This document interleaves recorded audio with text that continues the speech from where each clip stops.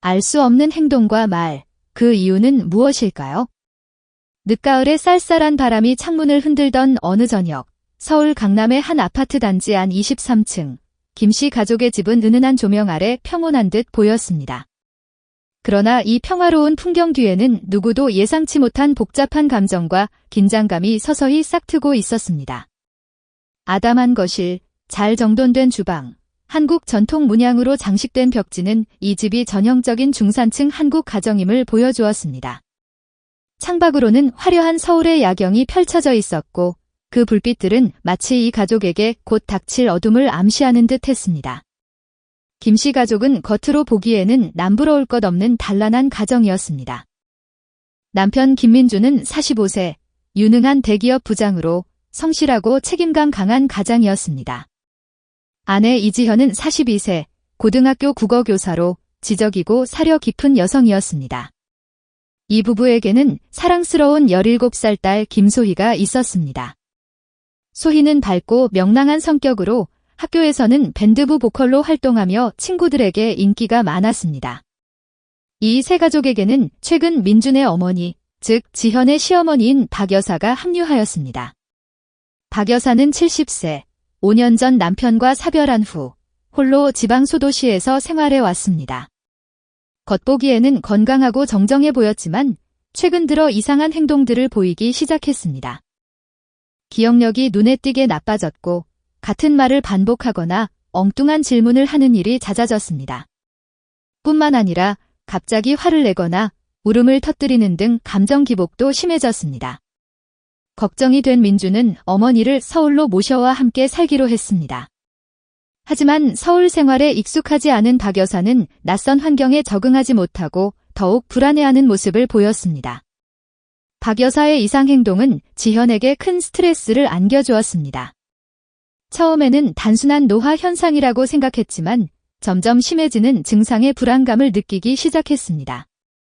특히 박 여사가 밤마다 집 안을 돌아다니며 중얼거리거나 아무도 없는 곳을 향해 소리를 지르는 모습은 지현을 공포에 떨게 했습니다.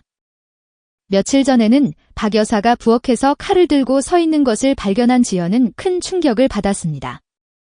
다행히 민준이 제때 나타나 칼을 빼앗았지만 지현은 혹시라도 어머니가 자신이나 소희를 해치지 않을까 하는 두려움에 사로잡혔습니다. 민준은 어머니의 이상 행동이 단순한 노화 현상이 아니라는 것을 깨닫고 병원에 모시고 가 진찰을 받았습니다. 의사는 박 여사가 초기 치매 증상을 보이고 있다고 진단했습니다. 민준은 큰 충격에 빠졌습니다. 어머니를 끔찍이 사랑하는 그에게 어머니의 치매는 청천벽력과 같은 소식이었습니다. 그는 어머니를 극진히 보살피겠다고 다짐했지만 치매 환자를 돌보는 일이 얼마나 힘든지 잘 알고 있었기에 앞으로 닥쳐올 어려움의 막막함을 느꼈습니다. 지현 역시 시어머니의 병환에 큰 충격을 받았습니다. 하지만 그녀는 동시에 시어머니에 대한 걱정과 함께 앞으로 자신이 감당해야 할 육체적, 정신적 부담감에 대한 불안감을 느꼈습니다. 시어머니를 돌보는 일은 그녀의 일상생활과 업무에 큰 지장을 줄 것이 분명했습니다. 특히 예민한 사춘기 딸 소희에게 어머니의 병환이 어떤 영향을 미칠지 걱정되었습니다.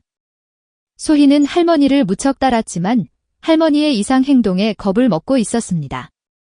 지현은 소희가 받을 심리적 충격을 최소화하고 어머니를 돌보는 일과 자신의 삶 사이에서 균형을 찾기 위해 노력해야 했습니다.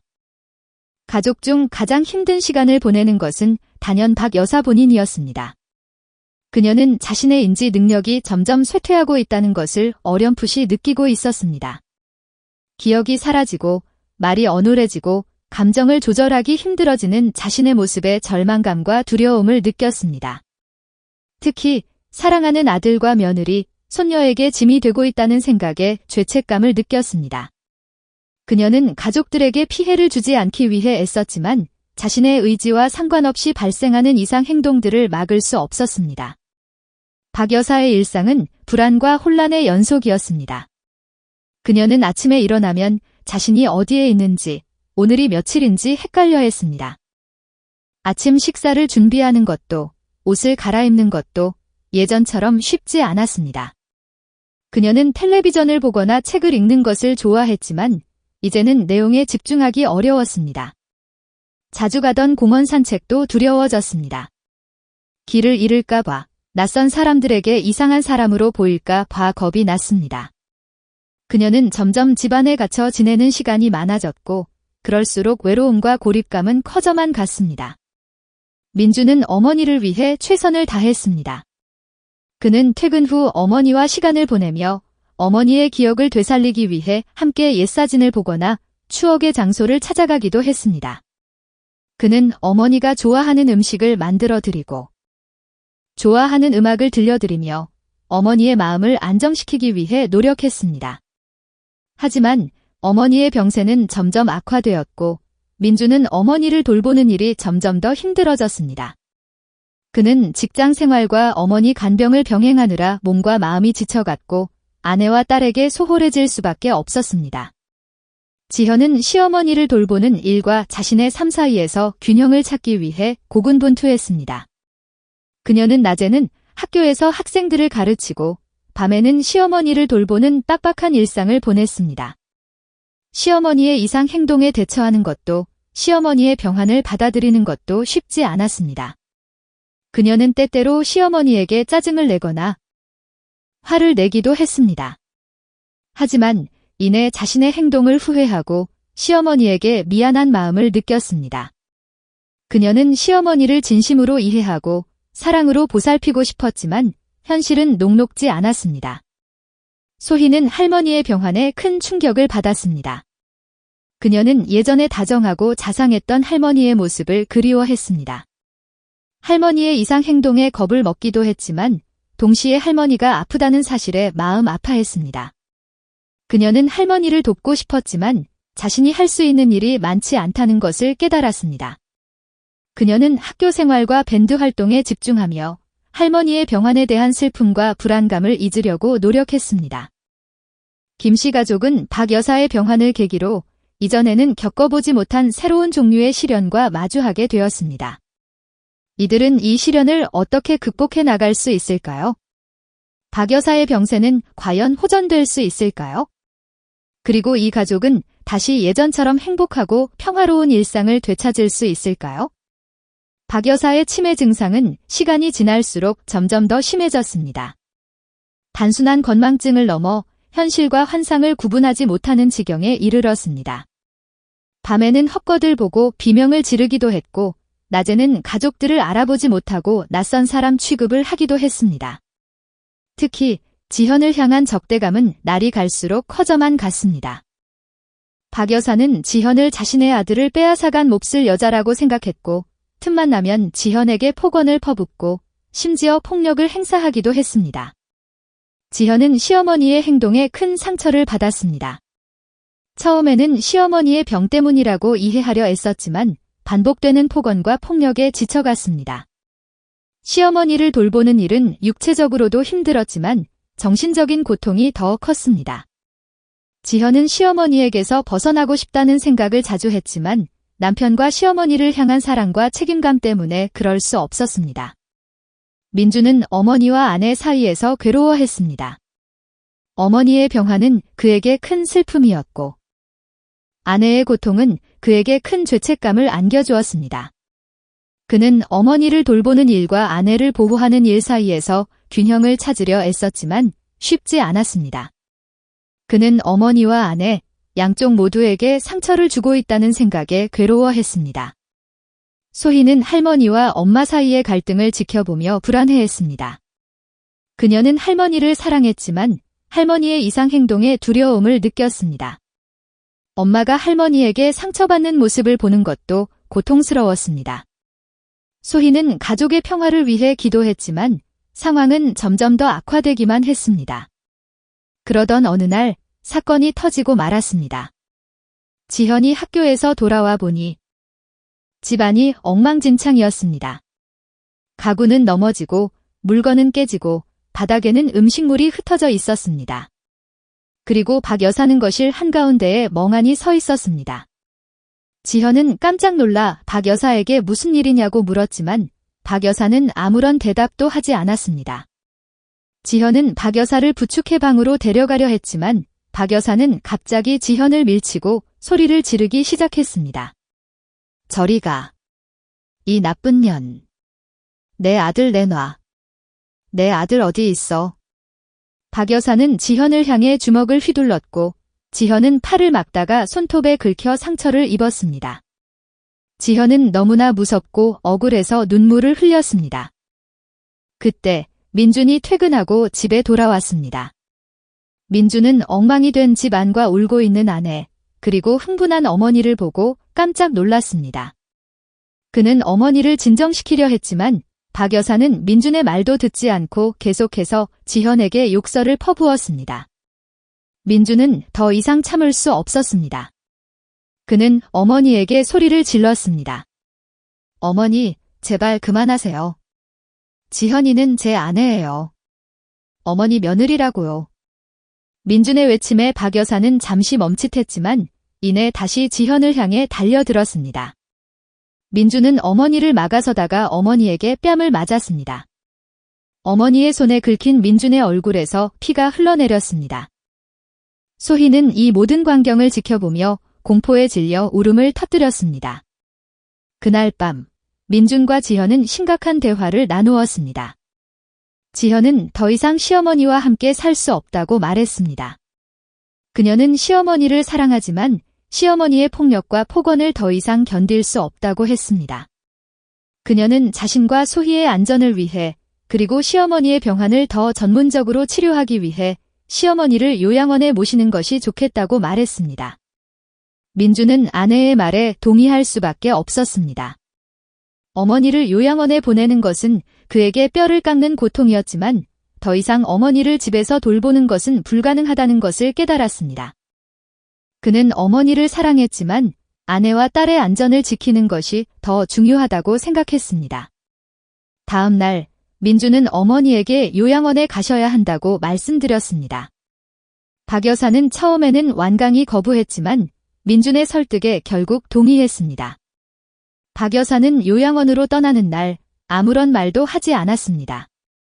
그저 멍하니 창밖을 바라볼 뿐이었습니다. 민준과 지현, 소희는 그런 어머니의 모습에 가슴이 미어졌습니다. 박 여사가 요양원에 간 후 김씨 가족은 다시 평화를 되찾았습니다. 지현은 더 이상 시어머니의 폭언과 폭력에 시달리지 않아도 되었고 소희도 더 이상 할머니를 두려워하지 않아도 되었습니다. 민준은 어머니를 요양원에 보냈다는 죄책감에 시달렸지만 시간이 지날수록 어머니의 병세가 호전되고 있다는 소식에 조금씩 마음의 안정을 찾아갔습니다. 하지만 이 평화는 오래가지 못했습니다. 요양원에서 박 여사의 상태가 급격히 악화되었다는 연락을 받은 것입니다.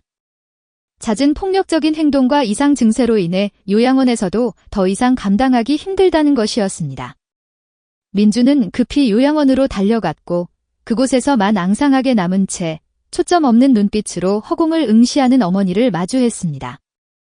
민준은 어머니의 손을 잡고 오열했습니다. 그 순간 박 여사의 뇌리에 잊고 있었던 과거의 기억들이 마치 주마등처럼 스쳐 지나갔습니다. 박 여사는 젊은 시절 남편의 사업 실패와 연이은 사기로 인해 빚더미에 앉게 되었습니다. 어린 아들 민준을 굶기지 않기 위해 그녀는 안 해본 일이 없었습니다. 식당 설거지, 공장 노동, 파출부 일까지 닥치는 대로 하며 돈을 벌었지만 빚은 줄어들 기미가 보이지 않았습니다. 채권자들의 독촉과 협박에 시달리며 그녀는 하루하루를 지옥 속에서 살았습니다. 어느 추운 겨울날 박 여사는 어린 민준을 업고 길을 걷다가 우연히 고등학교 동창을 만났습니다. 동창은 박 여사의 초라한 행색을 보고 깜짝 놀라며 무슨 일이냐고 물었습니다. 박 여사는 차마 자신의 처지를 말할 수 없어서 그냥 잘 지내고 있다고 거짓말을 했습니다.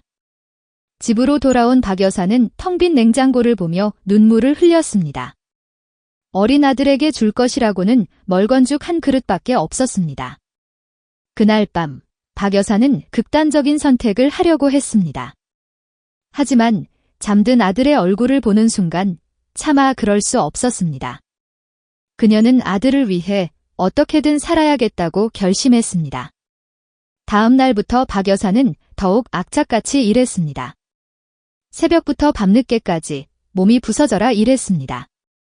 그렇게 몇 년을 고생한 끝에 박 여사는 마침내 빚을 모두 갚을 수 있었습니다. 빚을 갚은 날, 박 여사는 아들을 끌어안고 펑펑 울었습니다. 하지만 오랜 고생으로 인해 박 여사의 건강은 이미 망가져 있었습니다. 그녀는 자주 두통과 어지럼증에 시달렸고 기억력도 점점 나빠졌습니다. 남편은 그런 그녀를 지극정성으로 돌보았지만 몇 년 후 세상을 떠나고 말았습니다. 박 여사는 남편의 죽음 이후 더욱 고독하고 불안한 삶을 살았습니다. 요양원에서 박 여사는 자신의 과거를 회상하며 깊은 슬픔과 회한에 잠겼습니다. 자신이 아들에게 얼마나 큰 고통을 주었는지, 얼마나 큰 짐이 되었는지 깨달았습니다. 그녀는 아들에게 용서를 구하고 싶었지만 이미 너무 늦었다는 것을 알고 있었습니다. 어느 날 밤, 박 여사는 조용히 눈을 감았습니다. 그녀의 얼굴에는 왠지 모를 평온함이 감돌았습니다. 마치 오랜 고통과 슬픔에서 벗어난 듯 편안해 보였습니다. 민주는 어머니의 임종을 지키며 어머니의 고단했던 삶을 생각하며 눈물을 흘렸습니다. 박 여사의 장례식은 조촐하게 치러졌습니다. 민준과 지현, 소희는 어머니의 영정사진 앞에서 깊은 애도를 표했습니다. 지현은 시어머니와의 갈등을 떠올리며 시어머니를 좀 더 이해하지 못했던 자신을 자책했습니다. 소희는 할머니와의 추억을 떠올리며 할머니의 사랑을 잊지 않겠다고 다짐했습니다. 장례식이 끝난 후 민주는 어머니의 유품을 정리하다가 오래된 일기장을 발견했습니다. 일기장에는 어머니가 젊은 시절 겪었던 고통과 슬픔, 그리고 아들에 대한 애틋한 사랑이 고스란히 담겨 있었습니다. 민주는 일기장을 읽으며 어머니의 삶을 더 깊이 이해하게 되었습니다. 민주는 어머니의 일기장을 통해 어머니의 치매가 단순한 노화 현상이 아니라 오랜 시간 동안 억눌려온 정신적 고통과 스트레스가 원인이었을지도 모른다는 생각을 하게 되었습니다. 그는 어머니를 좀 더 일찍 이해하고 보살피지 못한 자신을 탓하며 깊은 후회와 슬픔에 잠겼습니다. 시간이 흐르면서 민준과 지현, 소희는 박 여사의 죽음을 딛고 다시 일상으로 돌아왔습니다. 하지만 박 여사의 삶은 그들에게 깊은 교훈을 남겼습니다. 가족의 소중함, 이해와 소통의 중요성, 그리고 정신 건강에 대한 경각심을 일깨워 주었습니다. 민주는 어머니를 기억하며 남은 가족들에게 더욱 헌신적인 삶을 살겠다고 다짐했습니다. 지현은 시어머니와의 경험을 통해 타인을 이해하고 배려하는 마음을 배우게 되었습니다. 소희는 할머니의 사랑을 가슴에 새기며 따뜻하고 성숙한 어른으로 성장해 나갔습니다. 김씨 가족은 박 여사의 죽음을 통해 슬픔을 겪었지만 그 슬픔 속에서 더욱 단단해지고 성숙해질 수 있었습니다. 그들은 앞으로도 서로를 의지하며 행복하고 따뜻한 가정을 만들어 나갈 것입니다. 박 여사의 고단했던 삶은 그들의 마음속에 영원히 기억될 것이며 그들의 삶을 비추는 등불이 될 것입니다. 박 여사가 세상을 떠난 지 1년 후 민주는 어머니의 유품을 정리하다가 우연히 오래된 편지 뭉치를 발견했습니다. 편지들은 모두 박 여사가 젊은 시절 남편에게 쓴 것들이었습니다. 민주는 편지를 읽으며 어머니의 또 다른 모습을 발견하게 되었습니다. 편지 속 박 여사는 남편을 열렬히 사랑하는 여인이었습니다. 그녀는 남편에게 보내는 편지마다 애틋한 마음을 표현했고 남편과 함께하는 미래를 꿈꾸었습니다. 하지만 편지에는 남편의 사업 실패와 가정 폭력에 대한 암시도 담겨 있었습니다. 박 여사는 남편의 폭력에 고통받으면서도 남편을 떠나지 못하고 가정을 지키기 위해 애썼습니다. 민주는 큰 충격을 받았습니다. 자신의 아버지가 어머니를 폭행했다는 사실을 믿을 수 없었습니다. 그는 아버지를 존경하고 따랐지만 아버지의 또 다른 모습을 알고 난 후 큰 혼란과 배신감을 느꼈습니다. 민주는 아버지의 과거를 더 자세히 알아보기 위해 아버지의 고향 친구들을 찾아갔습니다. 그리고 그들에게서 충격적인 이야기를 듣게 되었습니다.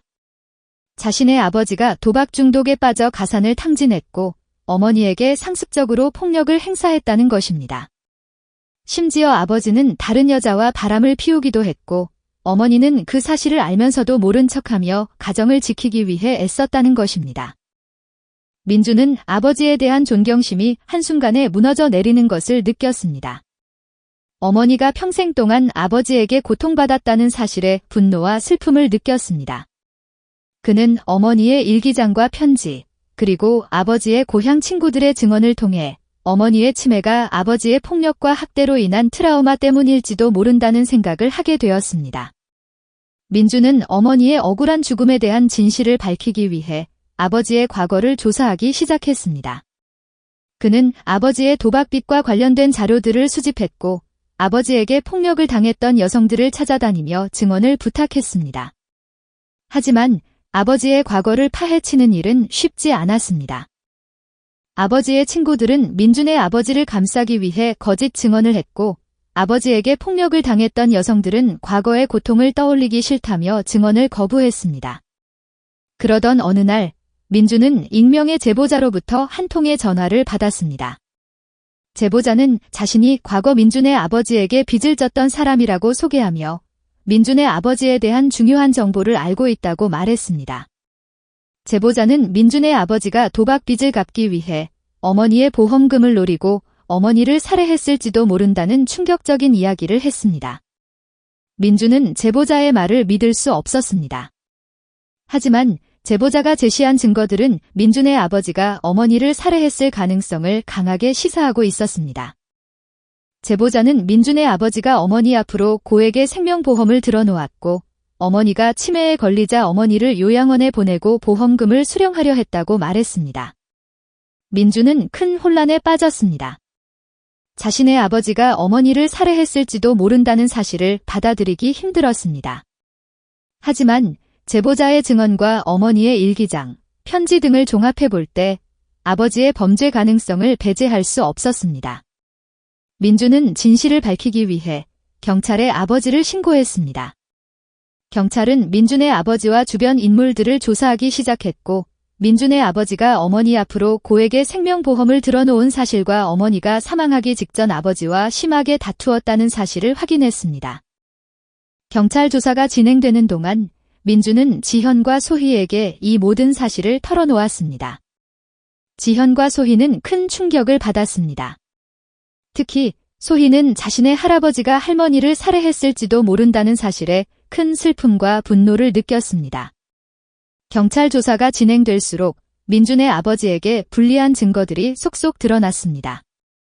민준의 아버지는 경찰 조사에서 자신의 범행을 완강히 부인했지만 그의 주장은 앞뒤가 맞지 않았고 거짓말 탐지기 조사에서도 거짓 반응을 보였습니다.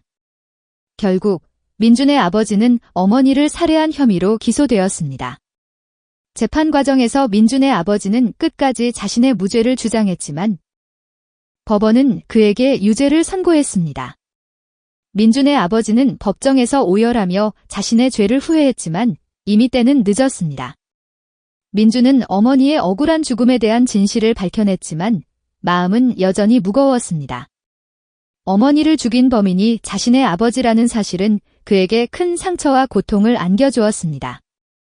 그는 어머니에게 용서를 구하고 싶었지만 어머니는 이미 이 세상에 없었습니다. 재판이 끝난 후 민주는 지현과 소희와 함께 어머니의 묘를 찾았습니다. 민주는 어머니의 묘 앞에서 무릎을 꿇고 오열했습니다. 그는 어머니에게 용서를 구하고 어머니의 희생을 헛되지 않게 하겠다고 다짐했습니다. 지현은 슬픔에 잠긴 민준을 위로하며 그를 꼭 안아주었습니다. 소희는 할머니의 묘 앞에 꽃을 바치며 할머니의 사랑을 영원히 기억하겠다고 말했습니다. 김씨 가족은 어머니의 죽음을 통해 큰 고통과 슬픔을 겪었지만 그들은 서로를 의지하며 그 고통을 극복해 나갔습니다. 민주는 어머니의 억울한 죽음을 계기로 가정폭력과 여성 인권 문제에 관심을 갖게 되었습니다.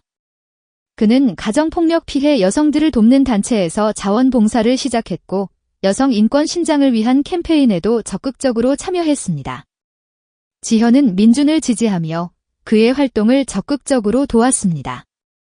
그녀는 남편과 함께 가정폭력 피해 여성들을 위한 상담과 지원 활동을 펼쳐나갔습니다. 소희는 할머니의 죽음을 계기로 사회 문제에 관심을 갖는 성숙한 어른으로 성장해 나갔습니다. 그녀는 대학에서 사회복지학을 전공하며 사회적 약자를 돕는 사람이 되겠다고 다짐했습니다. 김씨 가족은 어머니의 죽음이라는 비극을 겪었지만 그들은 그 비극을 통해 더욱 강하고 성숙해졌습니다. 그들은 어머니의 희생을 헛되지 않게 하기 위해 사회 정의를 실현하고 더 나은 세상을 만들기 위해 노력했습니다. 어느 봄날 민준과 지현, 소희는 어머니의 묘를 찾았습니다. 민준은 어머니의 묘 앞에 서서 어머니에게 맹세했습니다. 어머니, 당신의 희생은 헛되지 않았습니다. 우리는 당신의 뜻을 이어받아 더 나은 세상을 만들기 위해 노력할 것입니다. 당신이 그토록 원했던 정의와 평화가 이 땅에 실현될 수 있도록 우리는 최선을 다할 것입니다. 어머니, 편히 쉬세요. 당신의 아들이, 당신의 며느리가, 당신의 손녀가 당신의 뜻을 이어가겠습니다. 민준의 맹세를 들은 지현과 소희도 어머니에게 다짐했습니다. 그들은 어머니의 사랑과 희생을 영원히 기억하며 어머니가 꿈꾸었던 세상을 만들기 위해 노력할 것을 맹세했습니다. 따뜻한 봄 햇살이 그들을 비추었고 어머니의 묘 주변에 핀 아름다운 꽃들이 그들의 맹세를 축복하는 듯 했습니다. 김씨 가족은 어머니의 사랑을 가슴에 품고 희망찬 미래를 향해 나아갔습니다. 그들의 발걸음은 가벼웠고 그들의 눈빛은 밝았습니다. 그들은 어머니의 희생을 통해 진정한 가족의 의미와 사랑의 가치를 깨달았습니다. 그리고 그들은 그 깨달음을 바탕으로 더 나은 세상을 만들기 위해 오늘도 힘차게 전진하고 있습니다. 그들의 앞날에 어머니의 축복과 사랑이 영원히 함께할 것입니다. 민준의 아버지는 재판 과정 내내 자신의 죄를 뉘우치지 않고 오히려 뻔뻔한 태도로 일관했습니다. 그는 자신의 범행을 끝까지 부인했고 증거 앞에서도 거짓말로 일관하며 법의 심판을 피하려 했습니다. 하지만 그의 추악한 민낯은 결국 만천하에 드러났고 법은 그에게 엄중한 심판을 내렸습니다. 재판이 끝난 후 민준은 깊은 슬픔과 허탈감에 빠졌습니다. 어머니를 살해한 범인이 자신의 아버지라는 사실은 그에게 큰 충격과 상처를 안겨주었습니다. 그는 어머니에게 용서를 구하고 싶었지만 어머니는 이미 이 세상에 없었습니다. 그는 어머니의 죽음 앞에서 그리고 자신의 아버지의 죄악 앞에서 깊은 무력감과 죄책감을 느꼈습니다. 지현은 슬픔에 잠긴 민준을 위로하며 그를 꼭 안아주었습니다. 그녀는 민준에게 당신의 잘못이 아니라고 당신은 최선을 다했다고 말해주었습니다. 그녀는 민준이 겪었을 고통과 슬픔을 이해하며 그가 다시 일어설 수 있도록 돕고 싶었습니다. 소희 역시 할아버지의 범죄에 큰 충격을 받았지만 슬픔에 잠긴 아빠를 위로하기 위해 애썼습니다. 그녀는 아빠에게 할머니는 이제 편히 쉬실 거라고, 할머니는 아빠를 이해하실 거라고 말해주었습니다. 그녀는 아빠가 다시 예전처럼 밝고 씩씩한 모습을 되찾기를 바랐습니다. 민준은 가족들의 따뜻한 위로와 사랑 덕분에 조금씩 마음의 상처를 치유해 나갈 수 있었습니다. 그는 어머니의 죽음을 헛되지 않게 하기 위해 그리고 가족들의 사랑에 보답하기 위해 새로운 삶을 살아가기로 결심했습니다. 민준은 아버지의 재판 이후 한동안 방황의 시간을 보냈습니다. 자신의 정체성에 대한 혼란, 아버지에 대한 배신감, 어머니에 대한 죄책감 등 복잡한 감정들이 그를 짓눌렀습니다. 그는 세상 모든 것이 낯설고 두려웠고 앞으로 어떻게 살아가야 할지 막막했습니다. 그러던 어느 날 민준은 우연히 어머니의 일기장을 다시 읽게 되었습니다. 일기장에는 어머니가 젊은 시절 겪었던 고통과 슬픔, 그리고 아들에 대한 애틋한 사랑이 고스란히 담겨 있었습니다. 민준은 일기장을 읽으며 어머니의 삶을 더 깊이 이해하게 되었고 어머니가 자신에게 얼마나 큰 사랑과 희생을 베풀었는지 깨닫게 되었습니다. 민준은 어머니의 사랑에 보답하기 위해 그리고 자신의 삶을 다시 일으켜 세우기 위해 새로운 결심을 하게 되었습니다. 그는 아버지의 그늘에서 벗어나 자신의 힘으로 새로운 삶을 살아가기로 결심했습니다. 그는 먼저 자신이 가장 잘할 수 있는 일을 찾기 시작했습니다. 그는 오랜 시간 고민한 끝에 자신의 경험을 바탕으로 가정폭력 피해자들을 돕는 일을 하기로 결심했습니다. 민주는 가정폭력 상담사 자격증을 취득하기 위해 공부를 시작했고 틈틈이 가정폭력 피해자 쉼터에서 자원봉사 활동을 했습니다. 그는 자신의 경험을 바탕으로 피해자들에게 진심 어린 위로와 조언을 해주었고 그들이 다시 일어설 수 있도록 도왔습니다. 지현은 민준의 새로운 시작을 응원하며 그를 적극적으로 도왔습니다. 그녀는 민준과 함께 가정폭력 피해자 쉼터에서 봉사활동을 하며 피해자들에게 따뜻한 손길을 내밀었습니다. 소희 역시 아빠의 새로운 삶을 응원하며 학업에 더욱 매진했습니다.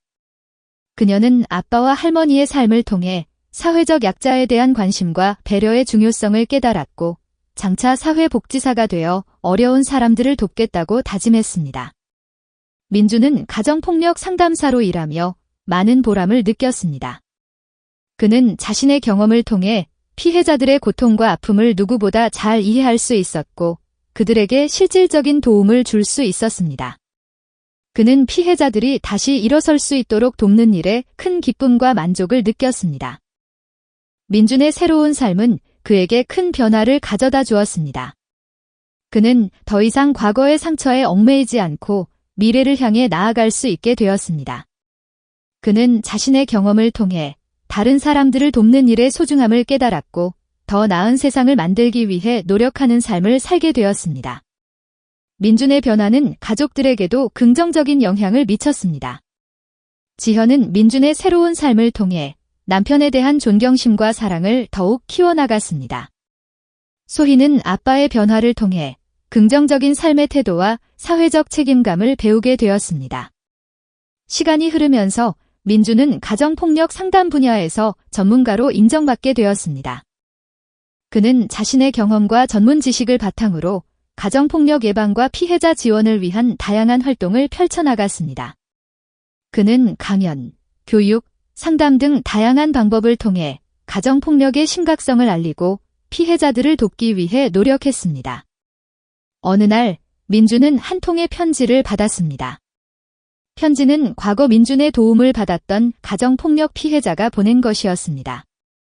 편지에는 민준의 도움으로 새로운 삶을 찾게 되었다는 감사 인사와 함께 앞으로 자신도 다른 사람들을 돕는 삶을 살고 싶다는 다짐이 적혀 있었습니다. 민준은 편지를 읽으며 큰 감동과 보람을 느꼈습니다. 자신이 누군가의 삶에 긍정적인 변화를 가져다 주었다는 사실에 큰 기쁨을 느꼈습니다. 그는 앞으로도 가정폭력 피해자들을 돕는 일에 최선을 다하겠다고 다짐했습니다. 민준과 지현, 소희는 서로를 의지하며 행복한 가정을 만들어 나갔습니다. 그들은 어머니의 죽음이라는 아픔을 겪었지만 그 아픔을 통해 더욱 강하고 성숙해졌습니다.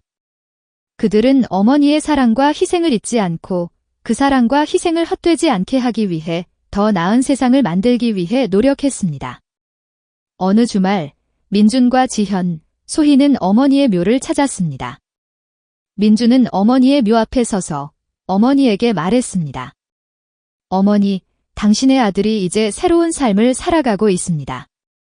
당신의 희생은 헛되지 않았습니다.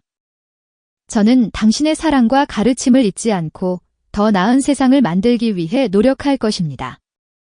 어머니, 당신이 그토록 원했던 행복한 세상을 만들기 위해 저는 최선을 다할 것입니다. 어머니, 편히 쉬세요. 당신의 아들이, 당신의 며느리가, 당신의 손녀가 당신의 뜻을 이어가겠습니다. 민준의 말을 들은 지현과 소희도 어머니에게 다짐했습니다. 그들은 어머니의 사랑과 희생을 영원히 기억하며 어머니가 꿈꾸었던 세상을 만들기 위해 노력할 것을 맹세했습니다. 따뜻한 햇살이 그들을 비추었고 어머니의 묘 주변에 핀 아름다운 꽃들이 그들의 맹세를 축복하는 듯 했습니다. 김씨 가족은 어머니의 사랑을 가슴에 품고 희망찬 미래를 향해 나아갔습니다. 그들의 발걸음은 가벼웠고 그들의 눈빛은 밝았습니다. 그들은 어머니의 희생을 통해 진정한 가족의 의미와 사랑의 가치를 깨달았습니다. 그리고 그들은 그 깨달음을 바탕으로 더 나은 세상을 만들기 위해 오늘도 힘차게 전진하고 있습니다. 이 이야기는 가정폭력과 그로 인한 상처, 그리고 용서와 화해의 과정을 다룬 이야기입니다. 이 이야기를 통해 우리는 다음과 같은 교훈을 얻을 수 있습니다. 가정폭력은 용납될 수 없는 범죄입니다. 가정폭력은 피해자에게 신체적, 정신적 고통을 안겨줄 뿐만 아니라 가족 구성원 모두에게 큰 상처를 남깁니다. 가정폭력은 결코 용납될 수 없으며 단호하게 대처해야 합니다. 피해자들은 혼자가 아닙니다. 가정폭력 피해자들은 종종 고립감과 두려움 속에서 살아갑니다. 하지만 그들은 혼자가 아닙니다. 가정폭력 피해자들을 돕기 위한 다양한 기관과 단체들이 있습니다. 피해자들은 이러한 기관과 단체들의 도움을 받아 폭력의 고리에서 벗어나 새로운 삶을 시작할 수 있습니다. 용서와 화해는 상처를 치유하는 힘이 있습니다. 가정폭력은 가족 구성원 간의 깊은 갈등과 불신을 초래합니다. 하지만 진정한 용서와 화해는 이러한 갈등과 불신을 해소하고 가족 관계를 회복하는 데 큰 도움이 될 수 있습니다. 진정한 사랑은 희생과 헌신을 동반합니다. 진정한 사랑은 말로만 하는 것이 아니라 행동으로 보여주는 것입니다. 진정한 사랑은 상대방을 위해 기꺼이 희생하고 헌신할 수 있는 마음입니다. 가정폭력 예방과 피해자 지원을 위한 실질적인 방안. 가정폭력에 대한 인식 개선 교육을 강화해야 합니다. 가정폭력의 심각성과 폐해에 대한 교육을 통해 가정폭력에 대한 사회적 인식을 개선하고 가정폭력 예방을 위한 사회적 분위기를 조성해야 합니다. 가정폭력 피해자들을 위한 상담 및 지원 체계를 강화해야 합니다. 가정폭력 피해자들이 언제든지 도움을 요청할 수 있도록 24시간 상담 전화 운영, 피해자 쉼터 확충, 의료 및 법률 지원 체계 강화 등 실질적인 지원 방안을 마련해야 합니다. 가해자에 대한 처벌을 강화하고 재범 방지를 위한 교육 프로그램을 의무화해야 합니다. 가정폭력 가해자에 대한 처벌을 강화하여 가정폭력의 심각성을 인식시키고 재범을 방지하기 위한 노력을 기울여야 합니다. 가정폭력 예방을 위한 사회적 네트워크를 구축해야 합니다. 가정폭력은 개인의 문제가 아니라 사회 전체의 문제입니다. 정부, 지자체, 시민단체, 전문가 등이 협력하여 가정폭력 예방과 피해자 지원을 위한 사회적 네트워크를 구축해야 합니다. 결론. 가정폭력은 우리 사회에서 반드시 근절되어야 할 범죄입니다. 가정폭력 없는 건강하고 행복한 사회를 만들기 위해 우리 모두의 관심과 노력이 필요합니다. 이 이야기가 가정폭력의 심각성을 알리고 가정폭력 예방과 피해자 지원을 위한 사회적 관심을 높이는 데 기여하기를 바랍니다.